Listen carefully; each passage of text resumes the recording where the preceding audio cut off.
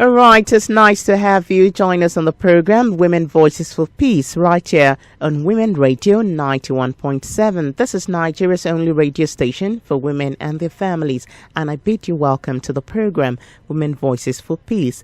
This lovely Tuesday afternoon, the 5th day in the month of November 2019. My name is Oludolapo Adewale, welcoming you to the program. Today, something very, very interesting that concerns the women folk is on the front burner today. Today we're looking at 16 days of activism campaign, and it's all about from awareness to action.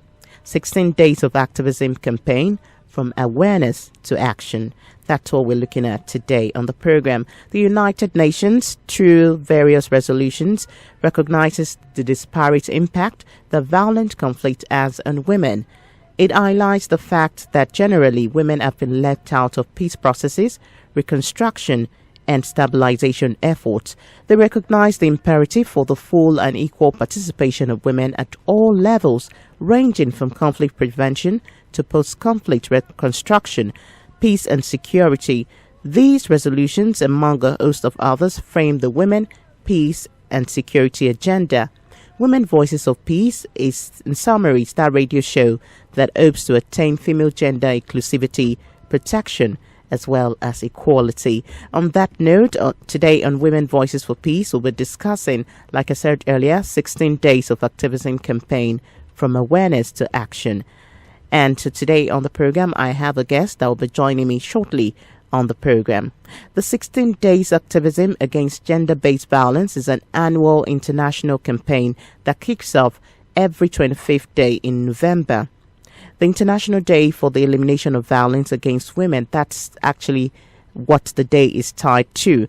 And this particular 16 days of activism runs from 25th of November until the 10th day in December. The 10th day in December is the day set aside for the celebration of human rights. This celebration was started by the activists at the inaugural Women's Global Leadership Institute in 1991, and it continues to be coordinated each year by the Center for Women's Global Leadership. It is used as an organizing strategy by individuals and organizations around the world to call for the prevention and elimination of violence against women and girls. Now, today on the program, we're going to look at how far this campaign has gone. What do you think would be done differently this year? Now, each year has different themes. Each year has different things that we'll look at on the front burner. Different issues come to play every year, and of course, we'll get into that on the program. Making our voices heard, our experiences known, is the first step to affect change, really.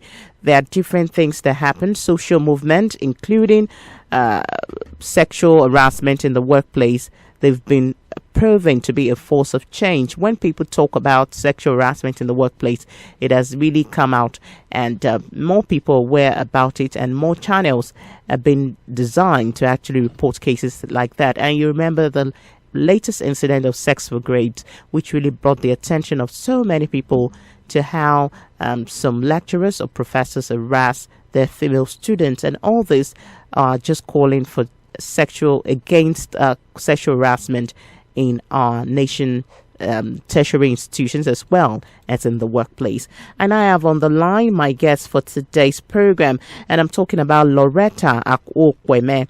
She's the Executive Director, Our Lady of Perpetual Help Initiative. Good afternoon, Loretta. Good afternoon. Good afternoon. Good afternoon, listener. Welcome to the program.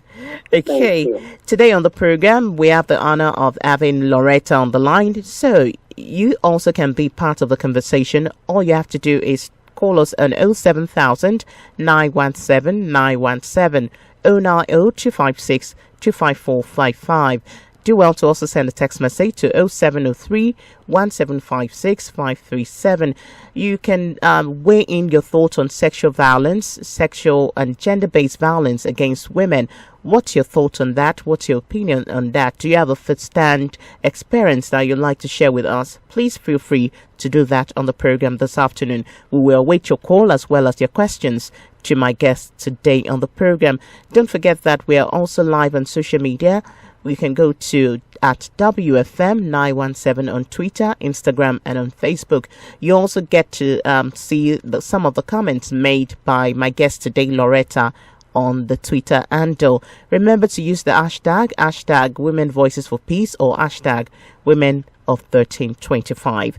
Okay, now to my guest. In my introduction, I actually talked about how different things have been brought together, especially as regards the 16 days of activism and awareness. I'd like you to start like this.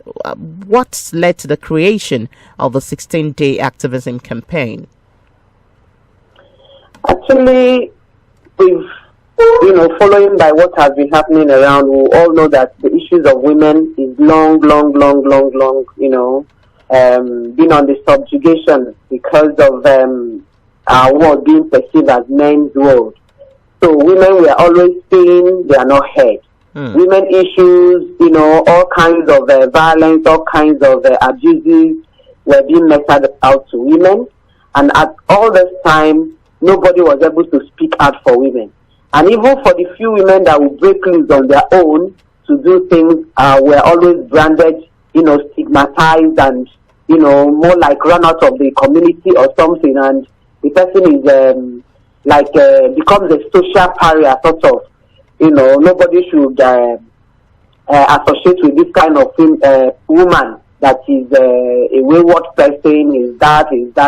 So at a point, the issues, surrounding women abuses were coming to the forefront, and women's voices were not heard. Nobody was speaking out for them until a few women came out and said, no, this thing is becoming too much. What can we do to assist women? And then at the Beijing conference, which was the one that actually came out and the whole world heard about, aside the UNSCR, of 1328 that was passed by UN. Of course, when was it actually passed? It was in 2000, that the resolution was actually approved, adopted, and nations began to sign into it. Then the Beijing conference came before then. And, actions started galvanizing around women issues.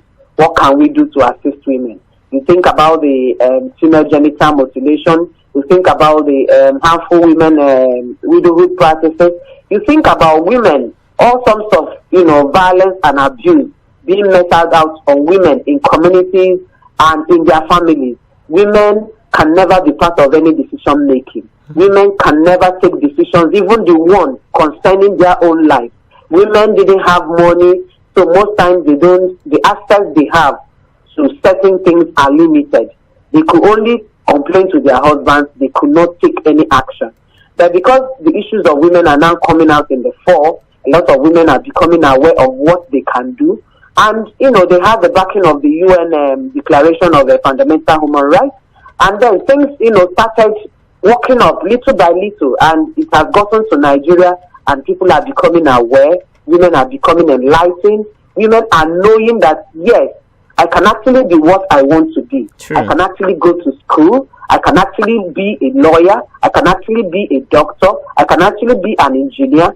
I can actually not go to school, but be a businesswoman of repute. Do your business. Is it buying and selling? Is it service delivery? Is it anything? Just do what you think you can do to make yourself comfortable. So I am happy that women are coming to understand that. And this 16 days activism in his own was, sort of the movement, if I call it a movement, that started with some women activists at the inaugural Women's Global Leadership Institute in 1991. Right. And ever since then, it has always been coordinated by the Center for Women's Global Leadership. And, the people are now keying into it. Organizations, individuals, corporations, a lot of people, even people that are not, because most times we think it's only women that are always advocating for women. No, we still have some male champions, men that feel that, yes, the issues of women need to be brought to the forefront. Yes. The issues of women need to be heard. Women are supposed to be given positions of authority. Women are to be given signs, to inculcate themselves into the community governance, into the peace building, into political arena. Women should be allowed to elect and also be elected. These are some of the issues that women need to move into, because we don't need to wait for anybody to before we were talking about women inclusion, but now we are talking that women should step out. Women should step out and speak out for themselves, and not just waiting for somebody to come and say, come and take. No, because even the 35% affirmation is not working. So what do? We need to wake up. We need to sit up. We need to know what we are supposed to do. We need to follow this up by being, if it's in political parties, be a card-carrying party member, contribute. Not just when they come to the party, they make you a woman leader and you become an entertainment woman leader. No. We want you to sit at the table when men are sitting. Make your contributions, vital contributions towards building up the party. So that at the end of the day, you also have the chance, assuming you want to contest for an elective position, you will be allowed, from the party will be able to support you. Because at the end of the day, we have seen that it is only men that are being supported. Women will always tell, no, step down, wait for your turn. And I don't know when that turn is going to be. It seems like forever. Yes, it is now. And the only way we can achieve it is by more women getting involved, by more women contributing more in political parties. Not just, money. Yes, I agree, money is there, but also they need your intellect. Build yourself to the extent that they cannot do without you. When issues come up, they will start looking for you. That is where I want women to be. That is the essence of this 16 days activism.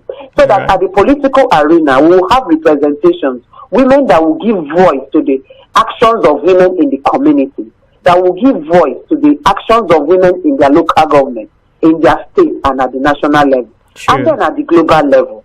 That is the essence of this 16 days activism. And then we also look at what is happening on the sexual reproductive health issues. You see that a lot of women are being raped every day. Our security agencies are being sent on special operations, and all those areas they are camped, they are always human rights abuses. And when you look at those human rights abuses and violations, it is mostly on women and girls being raped, being coerced to have sex with them, to have carnal knowledge with them, and if the person refuses, of course, they will force you, and that is rape. And all those sexual harassment and abuses are what we are standing against this year, because the theme for this year's activism is Generation Equality, stand against rape. So it is. That's actually my second question. My next question to you, Neil. Over the years, we've actually seen different themes and all that. What do you think was the thought behind this year's theme that has to do with rape, against rape? That's like the main thing this year. What do you think could have been going on in the minds of those who conceived this idea? Okay, if you look around you, a day-old child is being raped. If you look around you, it has become an everyday story, and 3/4 of these rapes are not reported by anybody for fear of stigmatization, for fear of reprisal attacks from whoever. Maybe the person is an influential person or one of these troublemakers around the community or wherever. So the parents will rather quietly go home and nurse their baby instead of going to the police to report. And then also our security agencies are not even, helping issues. When you report issues, it is, treated with kid glove as if it's nothing. They say, not be waiting you they wear. I beg, come on, go house, I beg, go and take care of yourself. They shame the victims. Yeah, they shame the victim. We shouldn't be. It should have been that when a case is reported, it's a criminal case. Rape is how do I put it? Is a crime against humanity, against womanhood, against even the conscience of the worst kind of person. So we should treat it as a criminal case and should treat it as a violation against human rights. And when we start seeing it in that light, then we will be able to know that, yes, when this case is reported, we follow it up to the last point to make sure that justice is met out to the person that, or the perpetrator. And also, people should also speak out. The time for silence has gone. We are breaking the silence. The campaign is everywhere. Get up, speak up. And if you're speaking up, be sure you have your evidence so that it will not look as if you're accusing somebody who didn't do anything, or because you waited all these years and now the person has become prominent and now you are not bringing it out because you want to shame the person. They are only trying to silence you to make sure that you do not report, so that you do not talk. And then they continue to, because when they finish with you and nothing happens to them, they go to the next woman. Victim. And so it becomes a chain reaction. They continue to move from one person to the other, from one woman to the other, from one girl to the other, from one girl to the other. And we shouldn't be, because if it's reported to the police and police handles it the way it's supposed to be handled, that person will not be walking around looking for the next person to attack. True. All right. This is Women Voices for Peace. And of course, the program has been taking a look at the 16 days activism right here on WFM 91.7. The theme for this year is Generation Equality Stands Against Rape.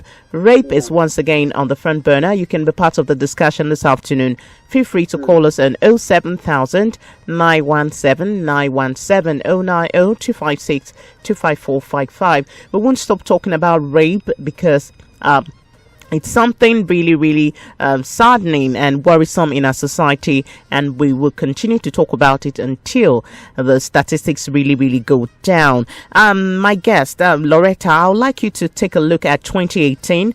The theme was actually on ending gender-based violence in the world of work. Now that's an aspect that a whole lot of women tend not to even speak out for the fear of not being promoted, for the fear of trying to make ends meet.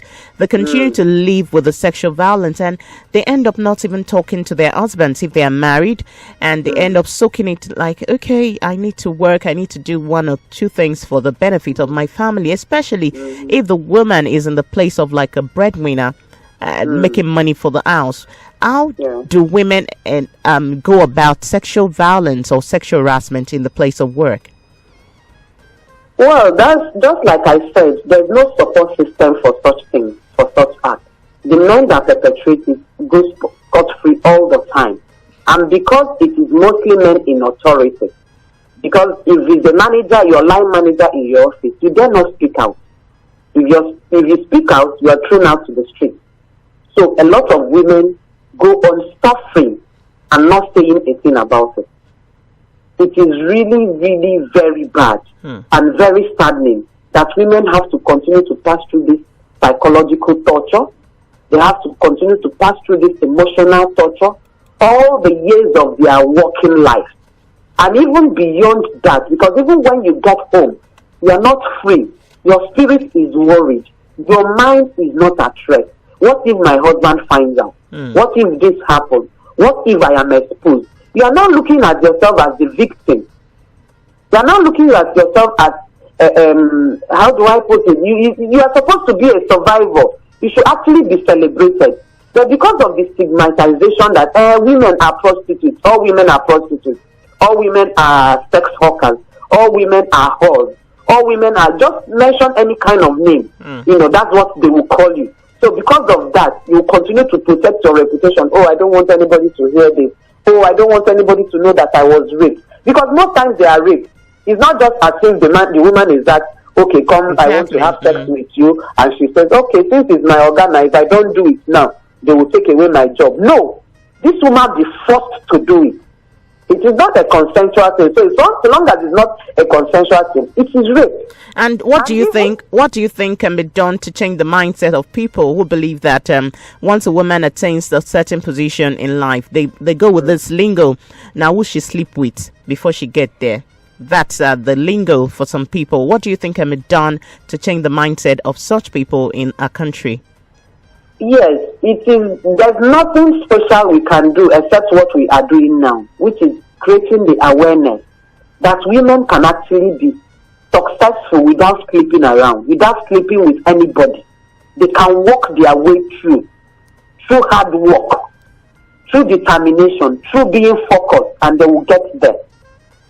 It's just that, yes, once in a while, because of pressures from men and from people around you, how can you just stay and they stay like that without a man around you? Get a boyfriend, get this, get that, and at the end of the day, maybe you just decide to open up to one person and you have a very horrible experience that, will live with you for the rest of your life. And then they will say, didn't she sleep with that other man? Even when you didn't, there will always be somebody they will attach you to just to rubbish you, just to rub your name in the mud, just to pull you down and tell the whole world that you are a whore. Just like they say, every woman is. So the only thing we owe them and the only thing we have to continue to do is continuous advocacy and sensitization, raising awareness that women can actually be successful without sleeping around. True. Because there are some decent men. There are still men that are decent, that are out to help you. So long as you are ready to assist yourself, they will walk you through it and you will make it without sleeping with you, without asking you for anything, without any strings. It does happen. There are still decent men around. Definitely, and we have lots of them around. We do hope that they will continue to be the E for she. Yes, okay, I saw a statistic, and this is not looking good at all. It says 1 in 3 women experience violence in their lifetime across all social status, class, race, country, or age group, and that's really one too many. Now let's take a statistics of rape cases in Nigeria. Because this year it's all about generation equality standing against rape. Yeah. Like you said earlier, you said some cases are not even reported in the mainstream media. What do you think the government can do to actually stem the tide of rape cases? We've had 2 states who said that they are signing things about sexual offenders list and all that. What more could be done apart from naming and shaming these perpetrators? Do you think that the jail term or the things surrounding the penalty, do you think it should be increased more than this? Even if it's not increased, our issue in Nigeria, the main problem we have in Nigeria is not about making laws and policies. It's about implementation, enforcement. Our security agencies, especially the police, who has this responsibility to, protect lives, protect people, should be made to work more and train them more to have more listening ears to the issues around women. Time has gone when issues of women were termed ordinary mere domestic affair. It is no longer a domestic affair. It has gone beyond domestic affair. True. Because that is how it has always been treated. A woman runs to the police station. Oh, my husband beat me. They say, it's a family affair now. Go home and they settle it. You go to the church will say, you people are wedded in the church. Please, let's settle it in the house. And you settle it in the house and the issue is not settled. The woman goes back to the man's house. The man continues to do what? To oppress her, continue to abuse her, continue to perpetrate all kinds of violence against her. I am not saying that women are also all innocent. But then, nobody should have the right to beat any other person. Nobody should have the right to perpetrate any kind of violence against anybody, especially the women. Women are no longer the weaker sex that people thought they are. Women should equip themselves with knowledge of what they should do or what they can do for themselves to make sure that violence is kept at bay in their homes. Exactly. 28 minutes to 4. The program is Women Voices for Peace.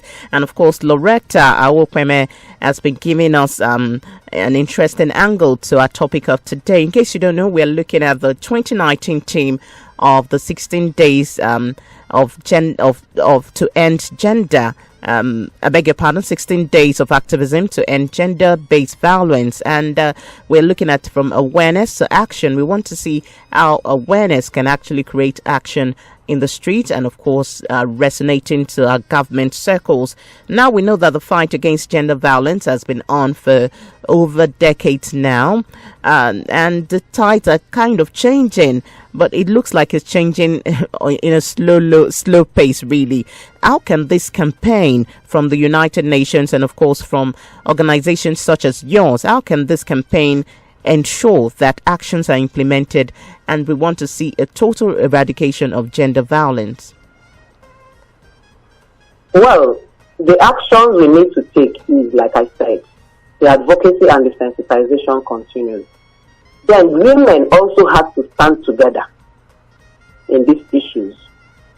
Whenever a woman is raped or a violence is perpetrated against any woman or a woman is abused, the women should be able to stand together. We shouldn't start, looking at what the woman did or what she did not do. What we should be looking at is the issue at hand. Was this woman actually abused? And why? And if she was abused, what can we do to remedy this issue? What can we do to make sure that the next woman will not be abused?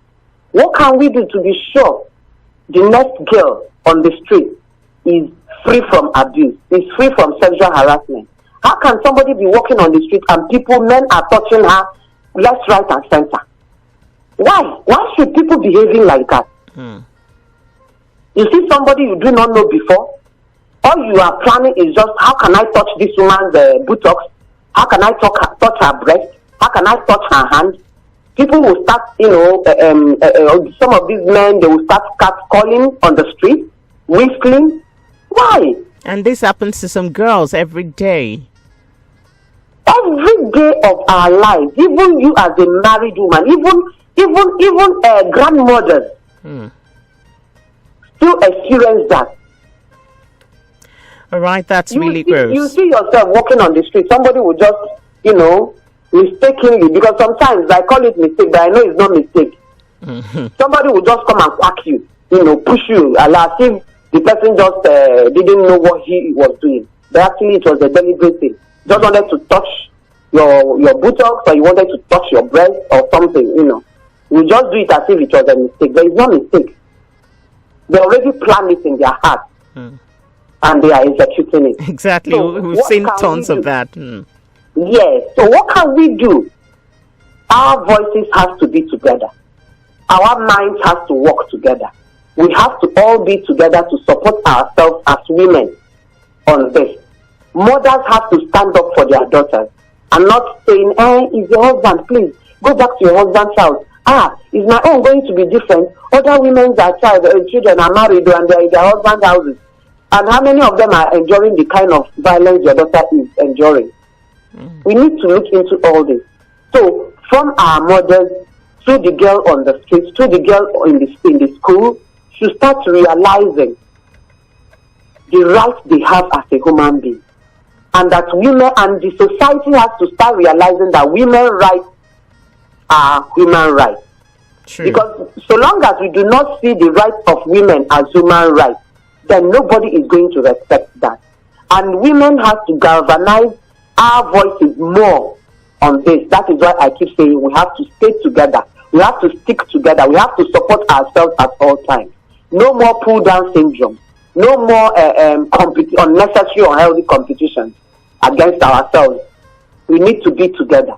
We need to be thinking, this thing I am doing, if I don't support this woman, the next day it could be on my own door. Exactly. Because when you leave the next person's door, it comes to your own door. And then if you didn't support the other woman, will you be expecting any support from her? No. So that is why we need to be together. That is why we have so many women organizations. When I mean organization, I'm not talking about NGOs. I'm talking about civil society organizations, different women forums, different forums women belong to. We need to start supporting ourselves right from there and speaking out against this ills, because we have allowed it so long and it has become a norm. And now we are pulling it down, and it must be pulled down. Women must have a right and freedom to walk around the street without harassment, to live in their husband's house without any form of abuse or violence. Women have to be free to speak out from anywhere they are for anything that they feel is against them. True. Women must be allowed. Women must be participatory in the governance of the community, in peace building, in political parties. They must come out as elected candidates, and they must be voted for. All right, women, if you're listening, Loretta is giving you a charge and a challenge this afternoon, saying you must just come out and don't be caught up in the web of silence this afternoon. The program is still Women Voices for Peace, and of course the station is WFM 91.7, 22 minutes to 4, and today we're looking at ending sexual violence against women, and we're looking at the 16 days of activism, right from it's supposed to start from November 25 and end on December 10, which is the day of a human rights celebration. And it's actually just like Loretta said. She said violence against women is violence against is human rights. It's affecting the women's human right, and that's actually a key thing there. In case you just joined us, this is Women Voices for Peace. You can be part of the conversation this afternoon. Call us on 07000 917 917 090 256 25455. You can also send your text messages to talk about rape as it affects you or as it affects someone you know. What's your take on ending sexual-based violence at work, at home, in different places? We know in Nigeria we've seen rape cases perpetrated by even close relatives, and that's a worrisome situation. Please, we'll like you to weigh in on the matter as well. And if you have a question for my guest today, feel free to ask the questions. The numbers again are 07000 917 917 090 256 25455. Do well to also go to Twitter. You catch some of the comments made by my guest Loretta Okweme on the Twitter handle, that's WFM 917. Remember to use the hashtag Women Voices for Peace, and we'll definitely read your messages out here. Okay, back to the conversation, Loretta. You emphasized on women coming together, making sure that their voices are heard. I'd like you to, in one or two statements, to list the support mechanisms that women can bring out, like NGOs, like CSOs that can form some support mechanisms. What are the support mechanisms you think they can create to make sure that women contribute to making sure that sexual violence is a thing of the past? Okay, like in communities, in our local communities, there are women associations and meetings, and actions can be taken. Like, I know that sometime also in the past, there are some communities that when a woman is beaten by her husband, the women come together and go to that man to ask questions. Why? Why should this woman be beaten? You understand? But I think with time, that has been eroded. A lot of, people do not see it as their business anymore. They say, now their family business, they should handle it at that level. But no, it shouldn't be that way. I think that action was a very good one and should continue. We also, at our local communities also, because most of this impact, I know it happens also in the urban centers, but most of them are always in our local communities. And even in the urban areas, there are associations we belong to. It's not just about teaching women to be peaceful. It is also about teaching them how to protect themselves. So there has to be somewhere they can sit together, talk about these issues, iron it out, and seek, and maybe strategize on how to make sure that these things do not happen anymore.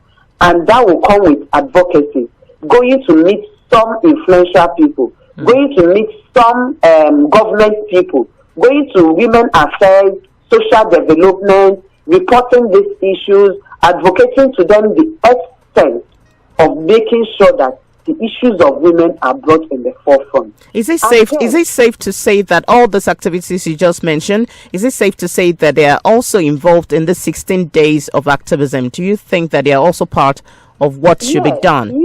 Yes, because I know that in my own organization, during these 16 years activism, we will be advocating to the House of Assembly on VAP. We will be advocating on women affairs and social development. We will be advocating even to Ministry of Health on certain issues concerning women when it comes to the sexual reproductive health of women and girls, especially when it comes to human papilloma virus that causes cervical cancer.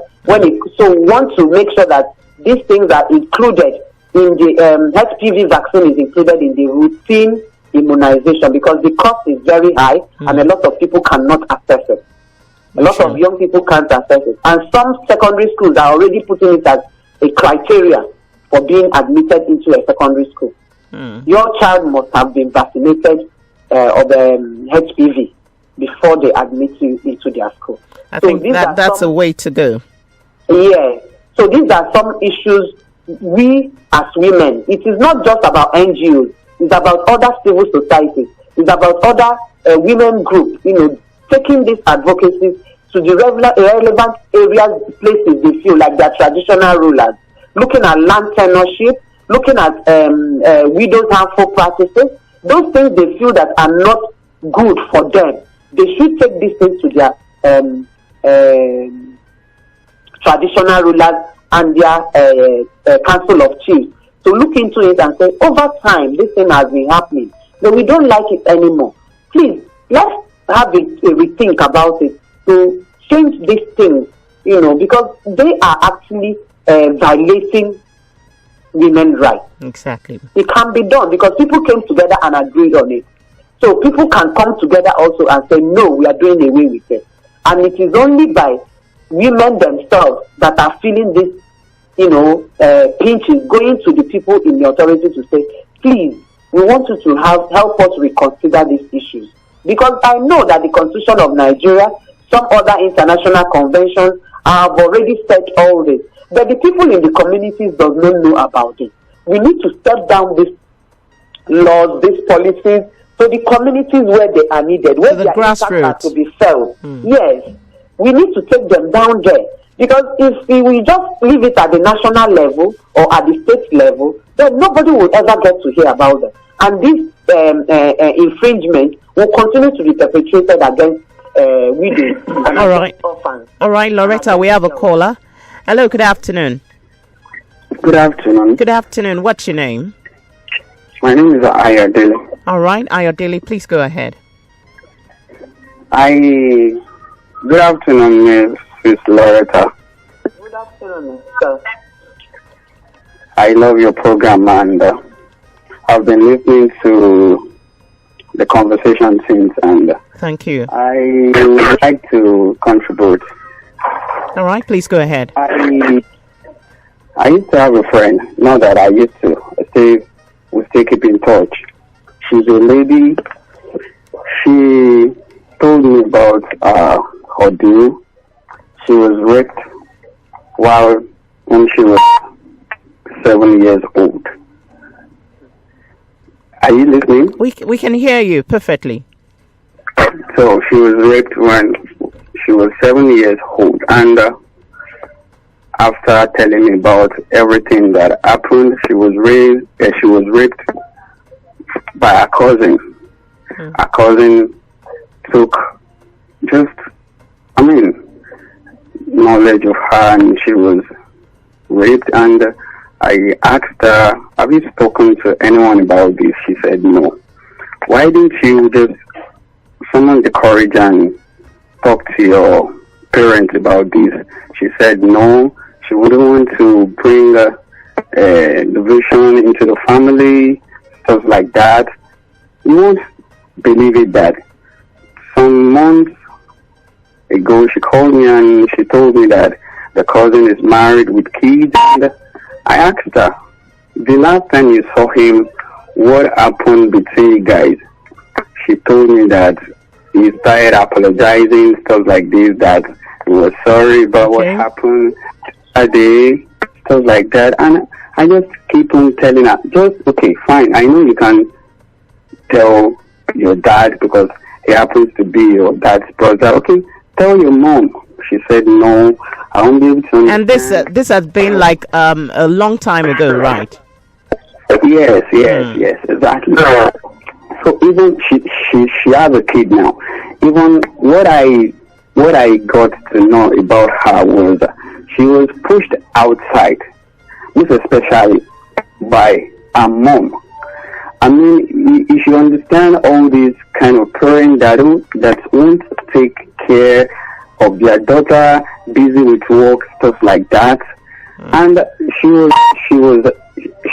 had a daughter now, and even the person that impregnated her just left her and just fled away.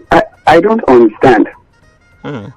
Okay, thank you very much for your call. And he's been able to, Ayodele has been able to mention something about his friend talking about the rape incident that even affected her as an adult. Loretta, would you like to react on that? Ayodele is hinging on the fact that his friend should have spoken out. What's your take on that?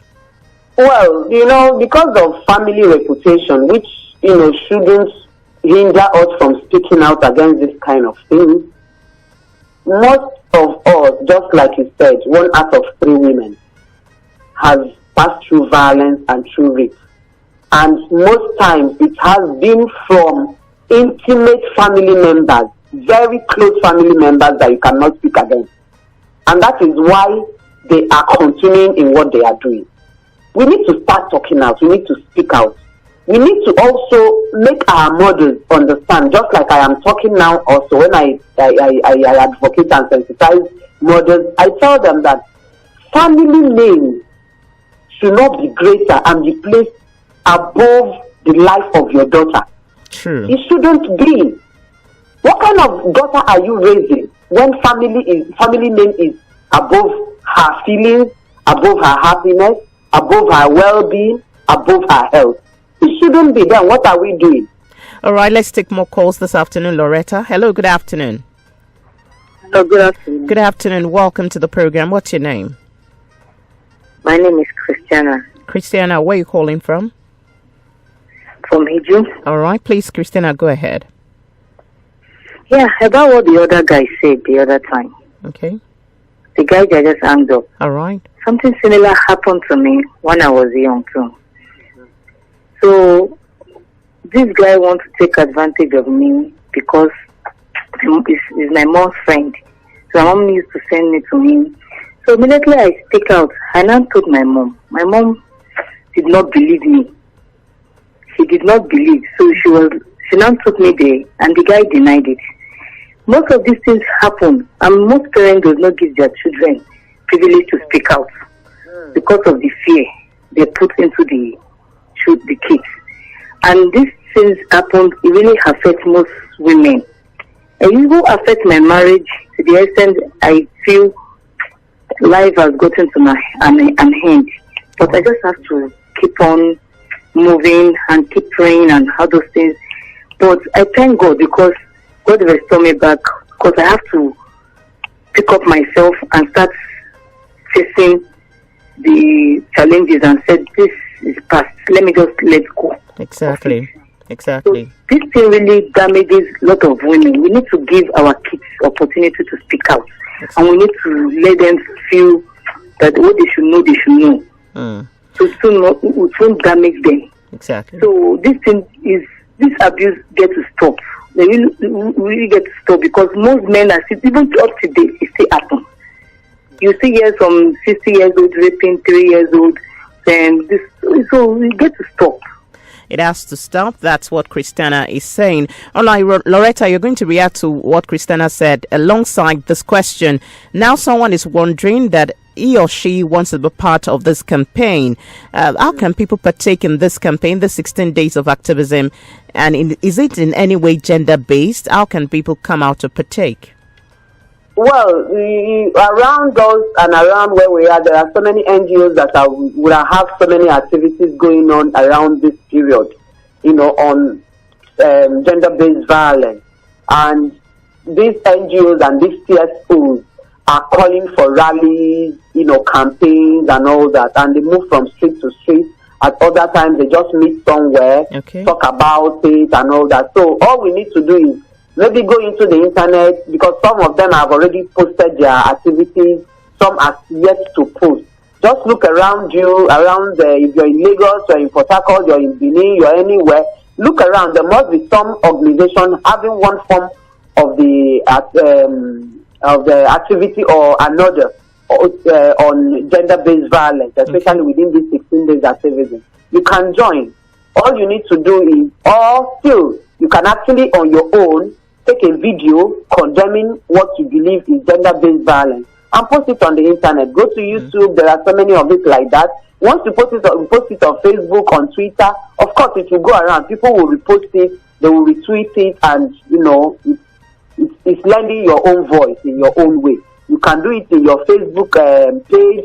Speak about gender-based whatever violence. Opportunity we can do, we should exploit. Every opportunity you have. When you're discussing with other people, mention it. When you go for school-based activities like we do, we take these campaigns to schools, and we are advocating that school management boards should, establish a support system in schools where they have centers where people, girls, boys can walk in, not especially the girls, to report their issues, and it is being handled. They are cancelled and possibly reported to either FIDA or to African Women Lawyers or to Gender and Development Action. We have a WPS, and Women, Peace and Security have a safe space also. When where a safe space where people can report issues of violence, especially violence against women. Now, do you think the Nigerian government is involved in all this? Do you think they're taking up the challenge of this activism?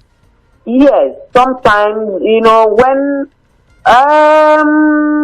not as a government, there may be the Women Affairs Ministry, can do something around the 16 days activism. It depends, or sometimes, they wait for funding from government. If government do not give them any fund, they may not be able to organize anything.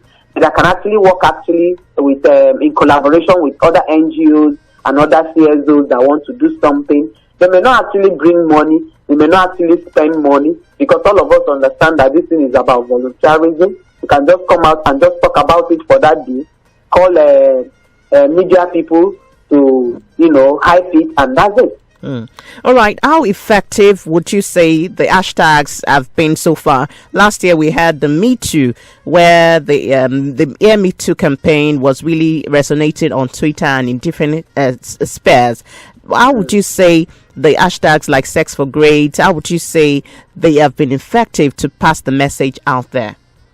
It has been effective because, for one thing, the awareness is everywhere now. People are becoming more aware, because there's nothing that changes people's perception and behavior than being aware of something. Once you are aware of that thing, and also the repercussions and the consequences of what your actions are going to be, then it puts the fear of God in those people. If you want to do something, you remember, these people may be aware of this thing I want to do. So with that fear, you will stop. True. That fear will stop you in your track. But if people are not aware of it, and people are not watching out, just like that woman from Benin just spoke about, parents need to allow their children converse with them. Parents need to trust their children more, especially when it comes to storytelling. You should know when your daughter or your son is telling just an ordinary story. Parents should be friends to their children and not authoritative and not a detector. You should be friends to your children so that they will always feel free to report to you what is happening around them. All right. They are not there most of the time. They are the people that are around. They are the people these things happen to. So when you come back, they should be free to come to you. No matter the time they come to you, no matter how tired you are, give them a listening ear. At least let them speak out. That way, you will know what is happening around you. And you'll be able to support them as a parent by counseling them and helping them overcome those emotional turmoil, those emotional violence, those psychological violence. Because once you heard what Blessing said, it is something that keeps, that is continuously on your psyche the rest of your life. You can't wash it out. You can't wish it away. All right. Just grow above it and then move on. And life goes on. We do hope that those that are hurt will get the healing they actually are looking for in record time. I definitely hope that Our Lady of Perpetual Help Initiative will also do something very, very decisive in the 16 days of activism against gender-based violence. I want to thank Loretta Okweme for speaking to us on Women Voices for Peace. It's a delight to have you on the program this afternoon. Yeah, thank you very much. I really appreciate it. And actually, people that maybe that couldn't have the time to call in, they can still send in their questions on Twitter or on. You have your hashtag there now. Yes, hashtag Women Voices for Peace, and we'll definitely see the questions right there on Twitter. Your comments or your observations, we will still take it, and then it's all part of what we are going to be as feedback of what we are going to be working with. Exactly. And also, I also have an online platform where we like listening to or women. It's a safe space for women. Okay, go ahead. Come and pour your heart. Go ahead. It's called World Pulse. World Pulse. World Pulse. Okay. PULSE. All right. Then World WORID. WORLD. Yes, and then Pulse. Okay. PULSE. All right. World Pulse. World Pulse. Yes, go to the internet, click on it, join us, tell us your story. We are ready there to counsel you. We are ready there to give you helping hand. We are ready there to listen to you, and you are free to say it anyhow you want to say it. It's a safe space for women. Thank you very much. Thank you very much for this, and of course, thank you very much for joining us on the program. Okay, we also went to the streets to actually get the voices of people on the program. Let's take a listen. Men and women experience this, but majority of victims are women and girls. Violence could come in physical, emotional, psychological abuse. First off, we have to create awareness. Yes, let the world know about violence. Educate them on it. Let especially the men be educated on this. Most men don't even know these things are actually wrong. I feel creating awareness is very important. Gender-based violence is a global issue. Now, when you are talking about gender-based violence, that is like the core of the issue, which can be broken down into several segments. But one of the major segments of gender-based violence that people really focus on is female genital mutilation. It is one of the basic sub-concepts under this problem of gender-based violence. And then again, another segment of gender-based violence is the kind of violence that occurs at the family level, be it between mostly between the husband and the wife, based on the understanding that they have, or their preconceived perception about the roles of each person in the house. One of the things that has actually been going on, which is a very good global measure that organizations have and institutions have been taking. One of the measures, and it is really, really working to date, is creating more awareness about this issue. We need to... All right, creating more awareness. That's the very, very important thing we have to do. In recent years, the voices of survivors, activists, through campaigns such as Me Too, Speak Up, Not One More, Sex for Greed, and others, have put the spotlight on issues of sexual violence and have reached a crescendo that cannot be silenced or ignored anymore. It's against this backdrop that Women Voices for Peace have come to provide a framework for the protection of women and inclusion of gender perspective in peace-building activities. Women Voices for Peace is sponsored by WANEP, West African Network for Peace Building, with support from the Norwegian Agency for Development Cooperation, NORAD, as well as Women in Peace Building Network, WIPNET. Women Voices for Peace holds every Tuesday on Women Radio, WFM 91.7 by 3 p.m. I want to say thank you to the production team, Kels Okeze, Blessing Kale, and of course Anthony Dalmeda for putting this together. My name is Oludolapo Adewale. Make it a date next week Tuesday by the grace of God. Bye-bye. WFM 91.7.